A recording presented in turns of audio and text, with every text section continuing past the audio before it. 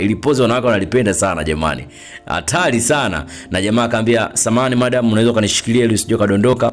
Na madam akatoa jicho fulani hivi kama wana wa jamaa. Hata sielewi. Jamaa akawa anacheka, "Usiogope, ni kwa sababu tu ya usalama bana." Madam akasema, "Sawa, lakini naogopa kwa makini usije kanidondosha, sije kupanda pikipiki."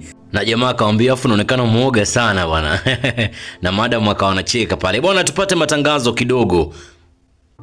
Bana, ujamaa anaitwa Jimmy Music, ni kijana ambaye anafanya muziki mzuri sana.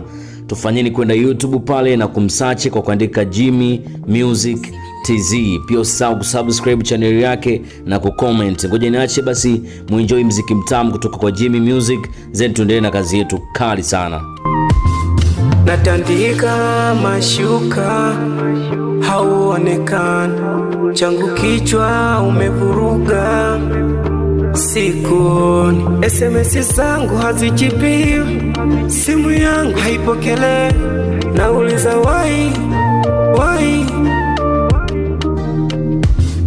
Nilipanga kufanya mengi nawe, ila ndo tumekatisha, yote tulopanga yamegeuka mawe.